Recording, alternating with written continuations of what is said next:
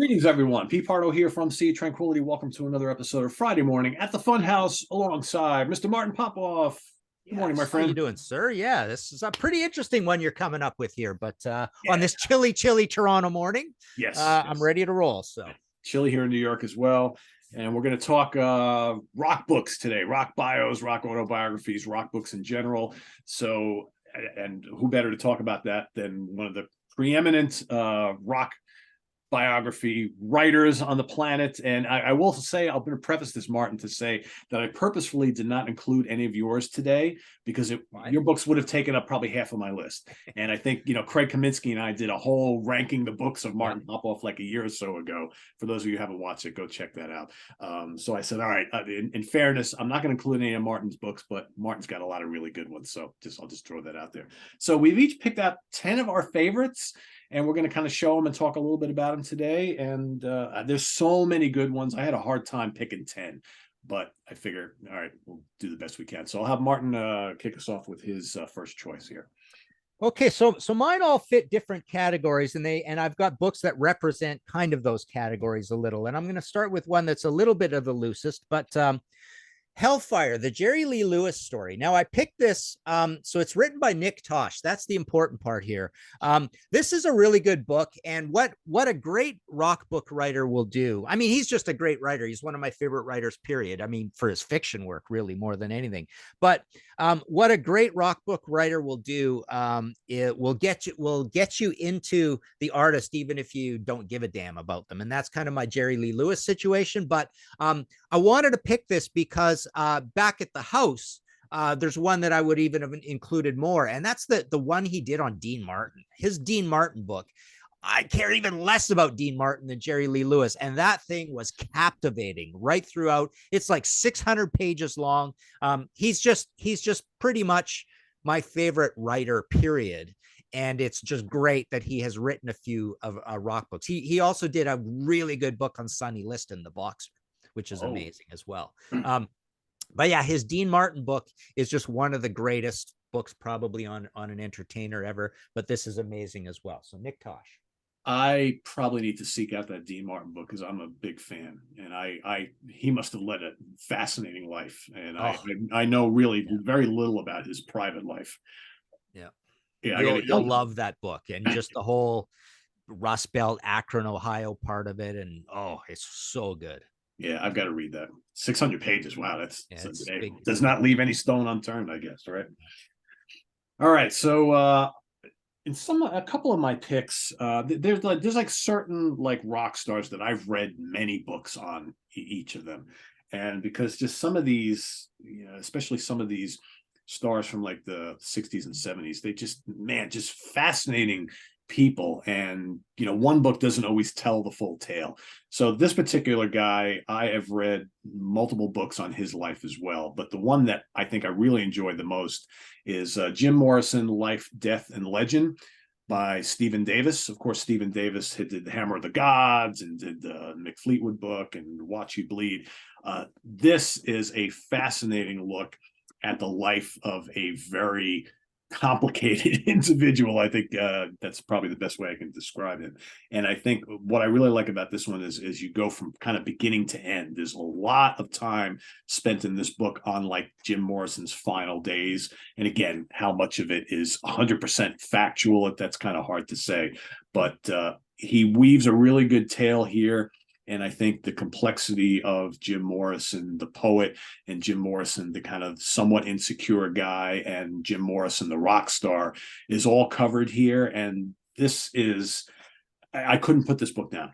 So well done. And it's interesting how so many people had so much to say about a guy that really wasn't in the public spotlight all that long. That's what's crazy about some of these like late 60s rock stars, is like their time spent with us was so short, yet there's so much to say about them. And there were such interesting people, flawed people, but just so everybody wants to read about them. And like I said, there's a lot of really good books on Jim Morrison. This is by far my favorite. So nice. And that brings up the fact that is it Danny Sugarman? Is that his name? No One Gets Out of Here Alive. So that's one of the most famous rock biographies ever. And it's that one's good too. I like this one better. Stephen Davis is amazing too. Yeah. Okay, so my next one, kind of a weird little side trip here. From the Velvets to the Voivods, Clinton Halen. So he's done one like this, which charts the whole origins of punk. I'm super interested in this because I'm thinking of doing a book called Who Invented Punk, and I'm going to do it more as a timeline thing. But he did one like this, and he also did one like this for the whole UK situation.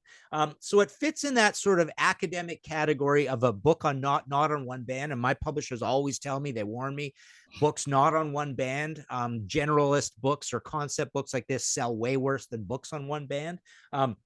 But I'm glad they exist out there, these good academic books. And this reminds me, this fits in a category of the grunge, oral history, and the Please Don't Kill Me, and the Rip It Up and Tear It Up or Build It Again, or whatever it's called, the one on post-punk.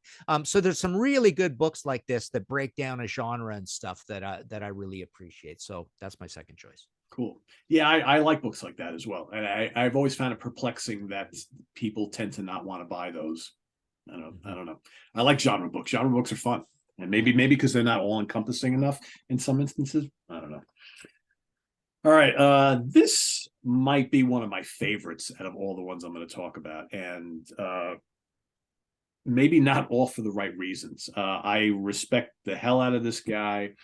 And I think that like his story is almost just so unbelievable that after all he's been through, that he has lived to talk about it. And when you read this, I mean, I just, every time I put this book down, I had to like take a deep breath. It's like, my God, what the fact that this guy is at his age performing at the top of his game after what he's been through.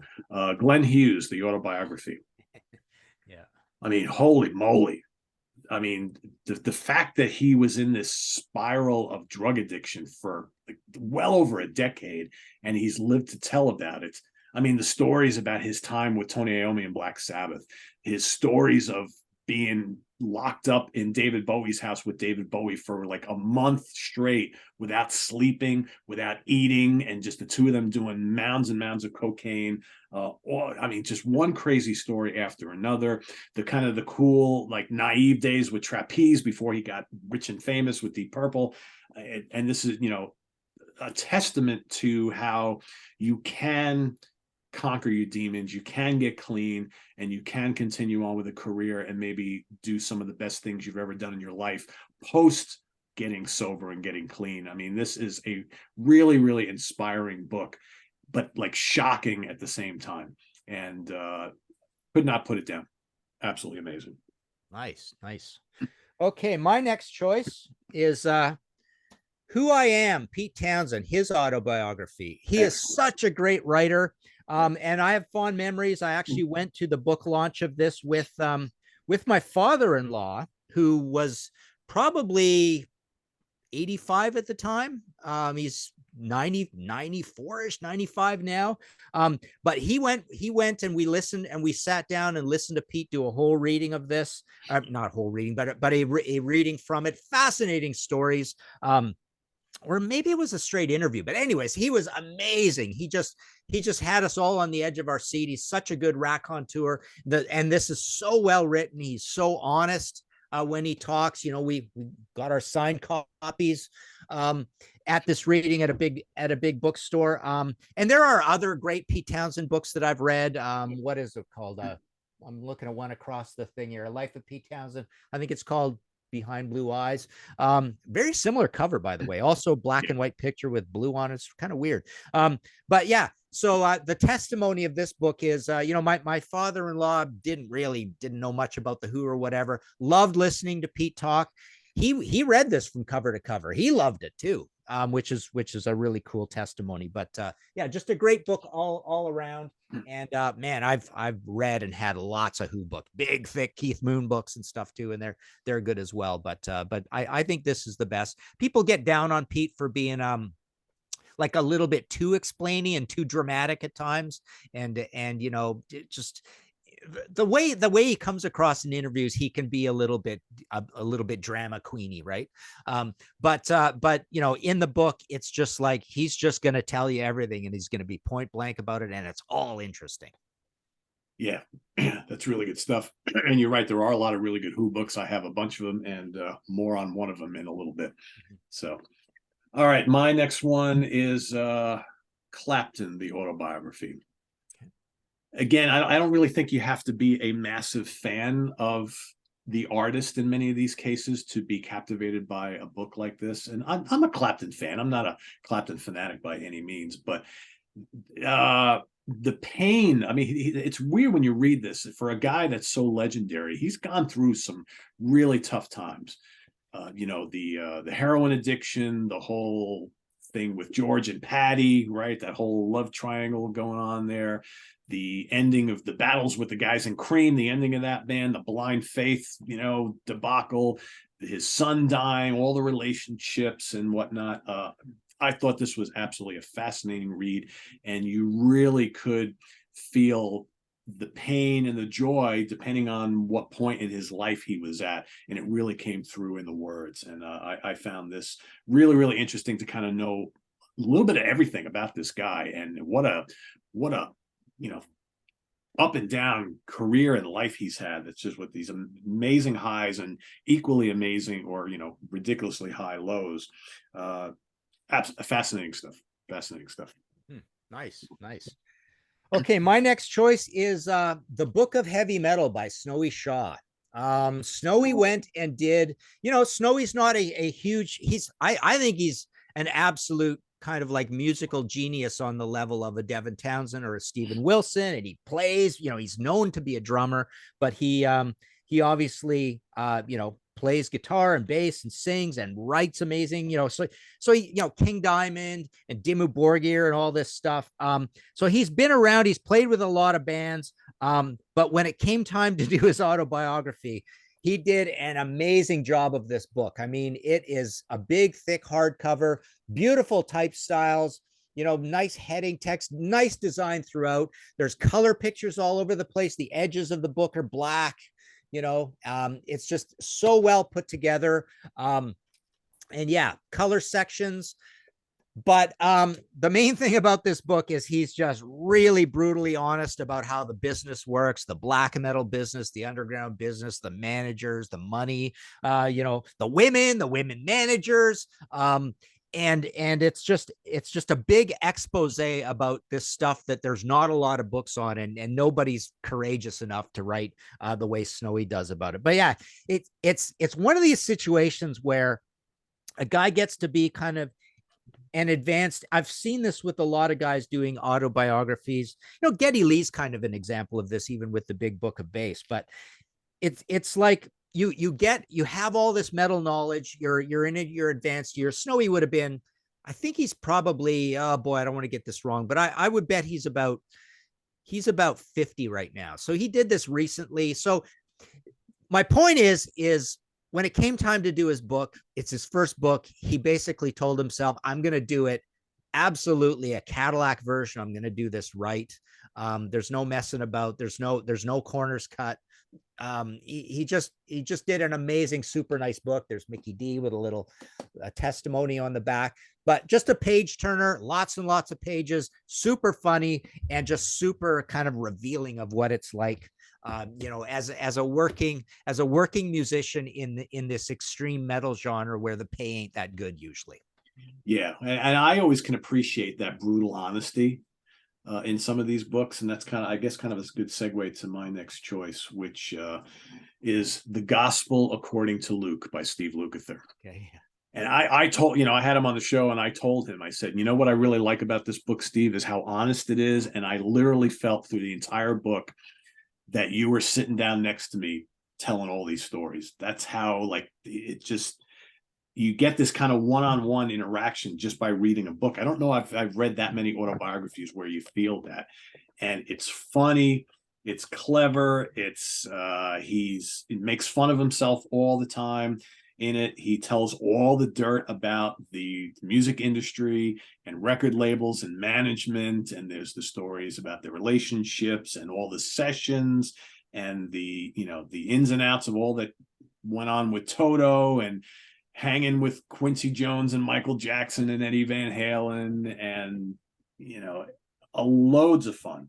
loads of fun, and plus there's all the, you know, the hard stuff I'm sure that he had to tell about, you know, his battles with drugs and alcohol and whatnot. But yeah, just one of the most enjoyable books that you'll read from any rock star. And like I said, when you talk to him in person, it's exactly how the book comes across. It's exactly the same, and I think that's a well done editorial process, I think, to put this together so it comes across as if he was just talking. I mean, I could just imagine, like, if this, and maybe it's an audio book, it would sound exactly like it reads, because the way he talks is exactly how it comes across in the book. Nice. Okay, my next one is, let's take the plastic off of that one to show these. So my next one is this massive, heavy pile of budgie books. So this is all, unfortunately, it's a bit of a sad story here. It's a very sad story. Chris Pike was a buddy of mine. He succumbed to cancer. He was from New Zealand, and basically, you know, I met him because he was laying out all my ebooks for me and putting them up on, you know, Apple. I didn't know how to do any of that stuff, so he helped me out with that. But he just fancied, you know, he's a big budgie fan. He fancied I'm going to do my first book. So this fits in the whole everything but the kitchen sink category, where everything you would want to know about budgie, a lot of interview stuff, a lot of technical stuff, a lot of pictures, full color throughout, on heavy stock. Like this feels like it weighs about 15 pounds right here. And it's like literally there's a book, you know, there's a 300-page book called Budgie's First Three Albums. Wow. Just to put you in perspective here, right? Then there's 4 albums covered in another 400-page book, 4 budgie albums. Unfortunately, these are now out of print. You can maybe get some on the secondary market, but because Chris sadly is no longer with us, you know, that's it sort of thing. We've even got 1980 to 2010 here in another like 450-page book. How long is this? Yeah, 400 pages. So yeah, it's just about the modern era. So you know. So, I mean, I can't remember the exact quantities that were printed of these, but if you can find them on the secondary market and you're a budgie fan, you know, that's obviously, you know, 1,500 pages of reading on budgie. Yeah, I remember you told me about those a couple of years back, and I think by then they were already there was none to be had, and I think I might have found a couple online that were just ridiculously priced. I'm like, I'm not going to spend the money. So maybe, Martin, it's time for you to do a budgie book. Yeah, well, you know, we're thinking about that, so we'll see. All right, well, I will definitely get that then. All right, so this next one is one that I always kind of wanted to read, but just never got around to. But then my good friend Chris Allo said, you have to read Lita Ford's Like a Runaway. So this is a perfect example of the kind of, like, what do they call these, Martin? Kiss and tell books? Yeah. Right.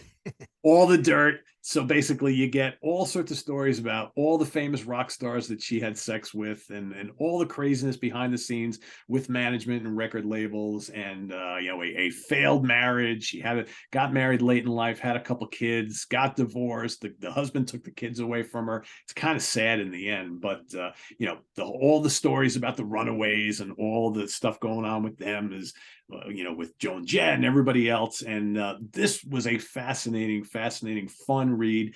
This is like your typical sex, drugs, and rock and roll book. That's exactly what this is. This is not like the best written book, or this is it's not necessarily a feel-good book. This is like, if you want a lot of the dirt from someone we all know, and you're really curious about, you know, who she slept with and had sex with and relationships behind the scenes. I don't want to give too much away, but you know about Tony Iommi, but Glenn Tipton and maybe Richie Blackmore, a whole bunch of other guys. So yeah, all the dirt is in here. If you have any interest in you know, reading about the Runaways and who Lita Ford slept with on her rise to fame and fortune, it's all in here, and lots of fun.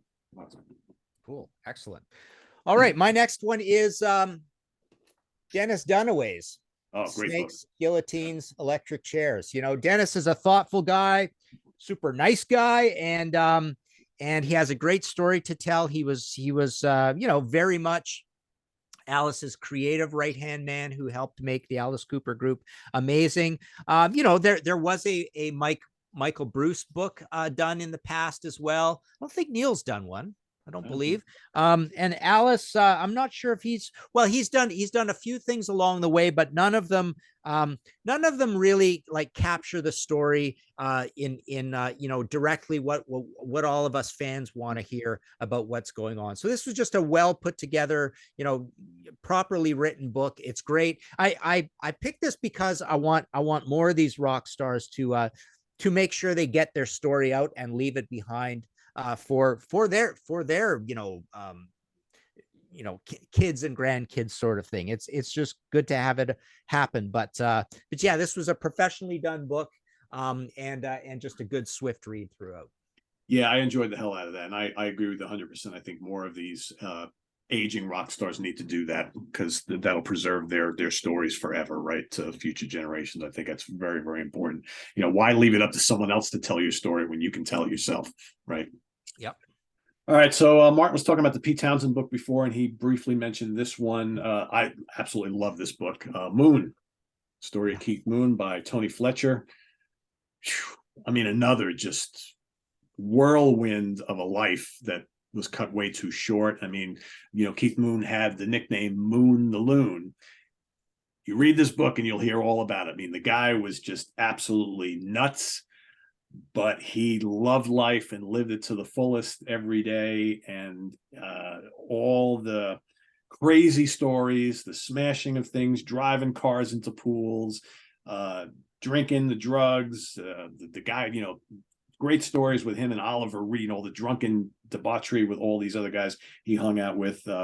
Yeah, this is it. And plus all the stories of the interconnections and all the infighting and the complexities of being in a band like The Who, with we've talked about numerous times here on the show, how you have these four very strong-willed individuals, and their ability to make the music they made together was built on these relationships where at times which were very strained, right? But they made it work. So I think all of the kind of the drama that was going on behind the scenes with The Who, I think fed into their music, especially on stage. So yeah, another really, really good one here. Nice. All right. Okay, my next one fits a category of kind of like the big here, the Anvil book, the story of Anvil. So this fits in the category of the it's ghost written, but it's done so well, sort of thing. It's the story is super interesting throughout. It is quick moving, and what it's obviously hooked up with the movie, of course, as well, forward by Slash in here. So it's beautifully designed. The photos, nice photo sections in it. But to me, this fits along with the Mustaine biography, which was a good, swift moving autobiography as well. But there's a ghostwriter involved, sort of thing. The Keith Richards one is amazing that way. Joe Perry. The Lemmy was a little bit too sketchy. There were some complaints about the Rob Halford one.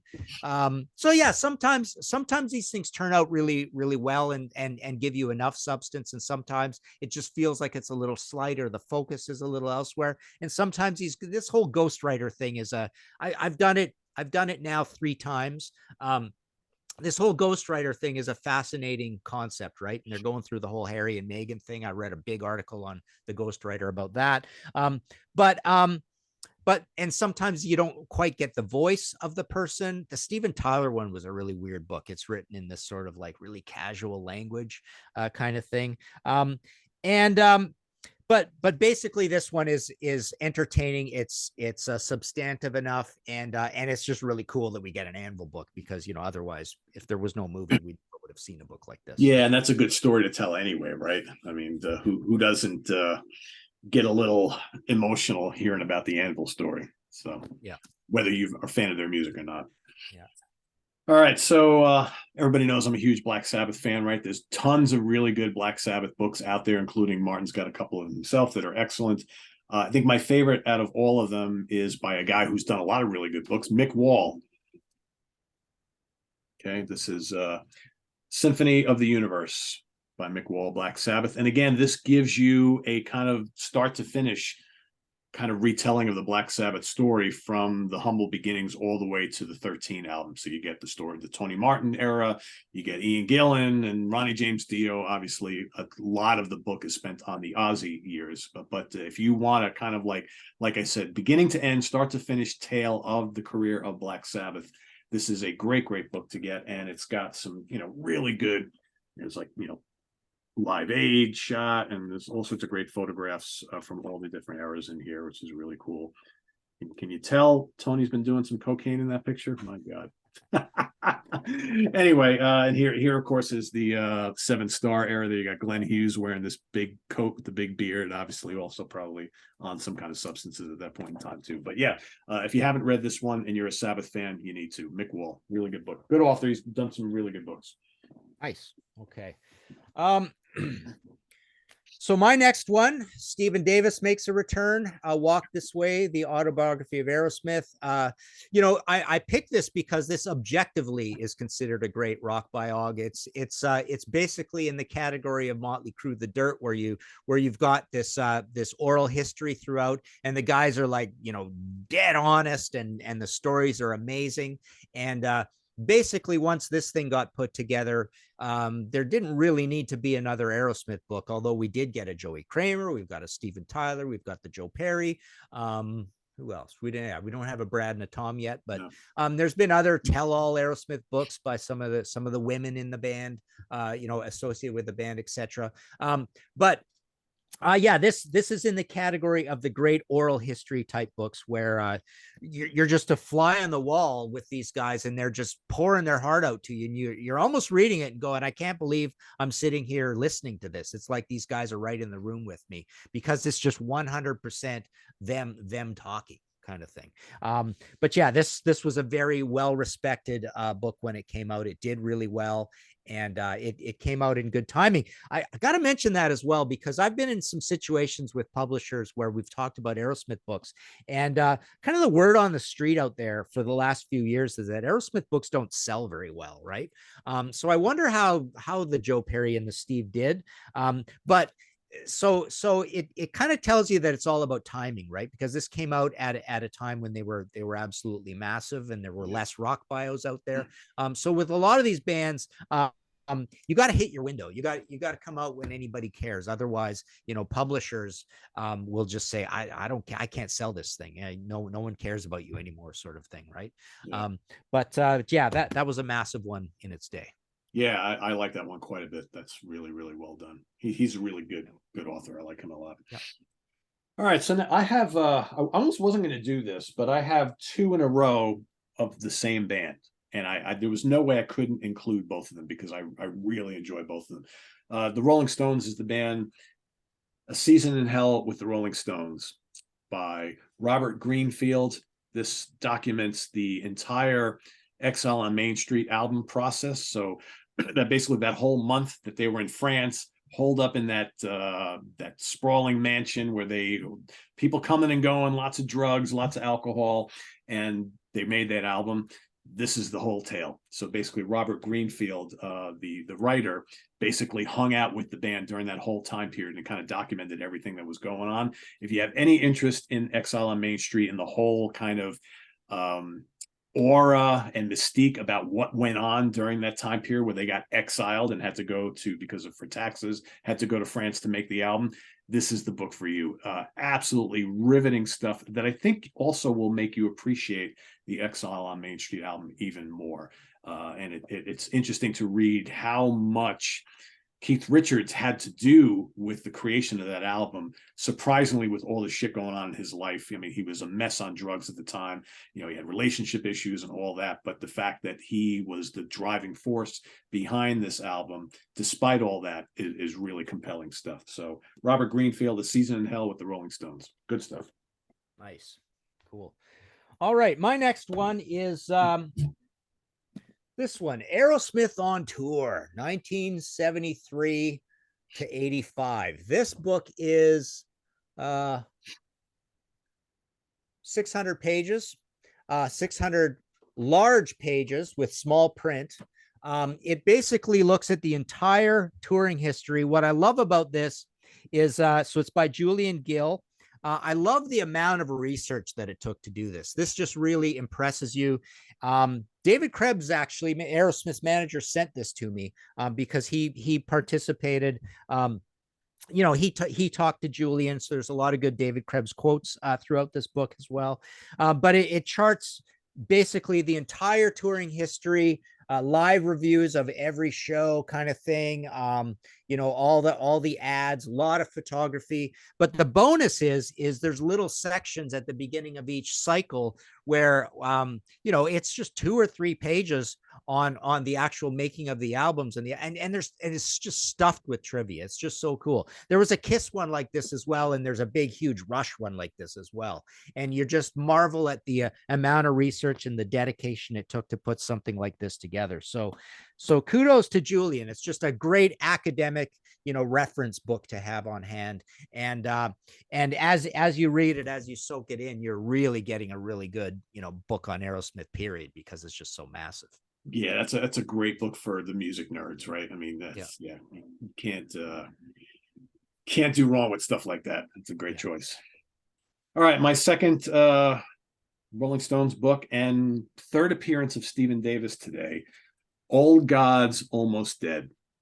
The best book on the career of the Rolling Stones, hands down, and I've read a bunch of them. This is so detailed. It takes you so much behind the scenes of all the stuff going on within the lives of all the members of the band, coming and going throughout the years. They spend a lot of time on the latter days of Brian Jones and Mick Taylor, and then Mick Taylor leaving and Ron Wood coming in. There's a lot on that if you love that time period. And at how many pages? This is pretty lengthy. It's like 560 pages. So you get the entire story, up to a point. I forget when this was written, actually. Let's take a look here.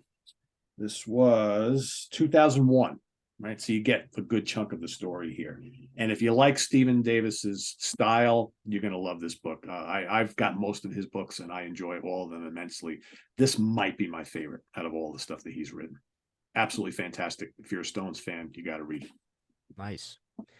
Okay, my last one fits a very specific category here as well. This is Sealed with a Kiss by Lydia Criss. Aha. So this is a big, massive hardcover book full of like family insider pictures, great stories of her relationship with Peter Criss. Huge, expensive, well put together book of 360 pages. Just all this personal, photography and everything. And the category here is a little bit of, it's a little bit of the tell-all category, but it's also a little bit of the real insider sort of category that fits with the amazing Bob Daisley book that got done, the amazing Randy Rhoads one that got pulled, right? I think that thing, I can't even remember. The story is so complicated, and people have been interviewed about it so much that I'm not even picturing my head. Yeah, it did come out. It was a hardcover book that came out, and then there was like lawsuits and stuff. But I think it was the same sort of thing. And then the one put out internally by the Dimes family, and there's a Pantera book like this too, right? That's just like all the family photos and the family stories and the intimate stories, in hardcover. I think it was hardcover, but it was definitely full color throughout, big page form like this. So the moral of the story is you kind of better get these books when they come out if you're interested, because they may not be around forever, right? For sure. Probably not going to get reprinted and all that sort of stuff, right? They're really expensive to put out, and the people frankly putting them together are taking a big risk because they're really expensive to make. Yeah. That's a perfect segue into my last choice as well. Very similar type book. It's Heavy Load, The Story of Free. Exactly. Yeah. By David Clayton and Todd Smith. Again, this was probably this is a huge book, like the one you just showed. This is also just under 300 pages, full of the entire story about Free. And again, not like the most popular band on the planet, but the entire history of the band with tons of photographs and factoids about the band and the albums, as well as, the life of Paul Kossoff. which very sad. This is actually one of my favorite rock biographies of all time. It's so in depth, but yet not bloated with shit you don't care about. It's like you get the backstory, you get a little bit of the dirt, but you get all the facts behind the music and the albums and the tours and everything like that of a very young band who many of the guys in the band will go on to do, bigger and better things later on. But absolutely fascinating, well put together book, great photographs, and yeah, I'm assuming this is out of print, Martin, because I bought this when it first came out. Yeah. So yeah, I've got that too. I kind of know the whole story about that book. Yeah, it's a crazy story, even just getting it out. Yeah, real, I can imagine. Yeah, and it's got a forward by Al Cooper as well. So it's always nice to get that forward by some famous person, right? Another musical person. So there you have it. I mean, this is not all the books we like. Obviously, there's a ton of others ones that I could have shown, but I think this represents some of my absolute favorites. So, and like I said, if I included Martin's books, most of these would be Martin Popoff books here, because I got. Oh, I don't know. Martin, if I don't have all of your books, I got pretty damn close to them. I'm looking at the whole top shelves are all your stuff. Nice. So a lot of good ones. In fact, I think when Craig and I did our best of Martin Popoff like a year or so ago, I don't think I had read the King Diamond book at that point. I read that a little later on. That's one of your best ones. I really enjoy the King Diamond, the Merciful Fate book. I'm sorry. That's really excellent. And that Zeppelin book you did is damn good as well. Cool. Yeah. Amongst many. Yeah, I like those books, just like reviewing the songs, and also like, I love the idea of that Exile book too, because it's nice to be focused and read a whole book on just one album, right? That's kind of cool too. Especially when the album has like a notorious edge to it, right? That's very different. I don't think I have a lot that just deal with just a one album. Like that's why I think your Pink Floyd book is really cool, because it's a book on one album, a classic album, and all the complexities that went on behind the scenes. Whereas the Rolling Stones album is a little bit more notorious for different reasons. I think that's not the big artistic triumph that Dark Side of the Moon was, but because of the craziness going on behind the scenes and the fact that they were able to crank out an album as good as it is with all that was going on is just, I mean, the stuff going on, people coming and going and the drugs flying around, and it's crazy stuff. Yeah, I highly recommend that one if you haven't read it. Really good. And in keeping with our last week's episode about the raving about live shows and stuff, I'm not particularly interested, because this is a new category that's coming out now, the books on one tour, right? There's books on tours that I would rather read a book on one album than a book on one tour, I think. Well, it's funny you mention that, because I also have a Rolling Stones book that's all about their 1972 tour, and that's a lot of fun. Oh yeah, a lot of fun. But again, it's the Stones, right? So there had to have been some significant things going on during a tour. Like, is anybody going to want to read a book about Rush's tour of 1981? Probably not. How interesting could that be? But the Stones, 1972, kind of a lot of history there. Maybe a book about like a specific tour for Zeppelin, right? The crazy early tours. It's funny. I didn't bring out any Zeppelin books today, but I have a whole handful of those. There's some really good Zeppelin books as well. There's a really good Jimmy Page biography as well. Yeah. A lot of Ron Wood is good, and the Keith Richards is really good. The Keith Richards got a lot of good press. It was good, and it's a thick book. And I like the Ron Wood was great as well. I enjoyed that quite a bit. And there's so many good ones. I almost picked the Don Felder book from the Eagles. That's a really good one. I have a couple of really good Steely Dan books. The Jaco Pastorius book is excellent. Again, sad.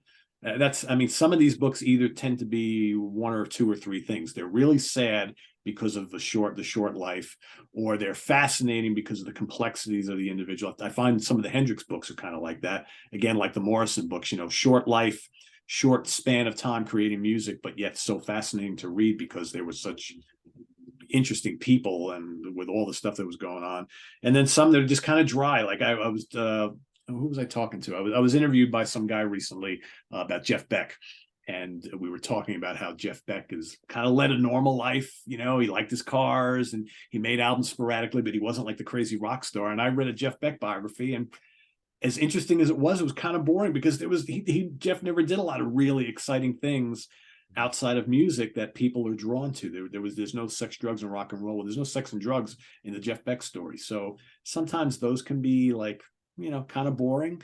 Whereas, you read like a Fleetwood Mac book and it's all the crazy stuff going on there with the drugs and the relationships and all the fighting going on. So yeah, there's lots of the good ones that turn you into mega fans when you weren't before. That's really cool. Or the ones that have you pulling out the whole catalog and playing it along with the book.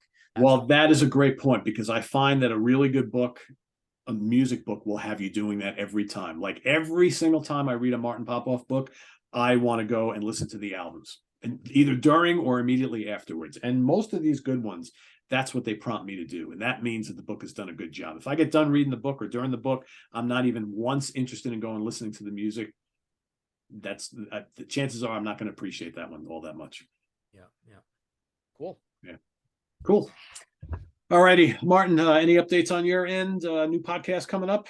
Not particularly. Just check out the podcast. It's a podcast. It's straight audio. So everywhere you get your podcast, History in 5 Songs with Martin Popoff. We got the video show Contrarians, and my books are all at martinpopoff.com. Cool. You got any Floyd books left?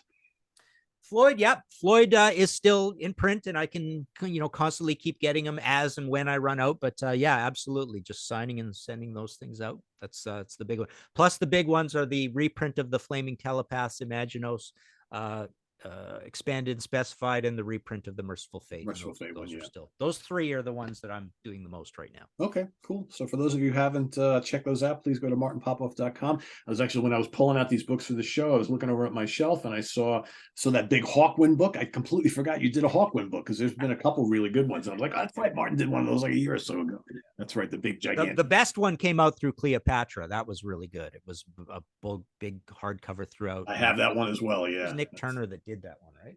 Yeah, I think yeah, that is a real. I actually have, I think, 3 Hawkwind books, and all 3 of them are yours, and the other 2, they're all excellent, really good reads. That's another band that not a lot of people know about, but fascinating stuff. So many different members, the drug culture and just the infighting, and yeah, it's crazy stuff. The million albums.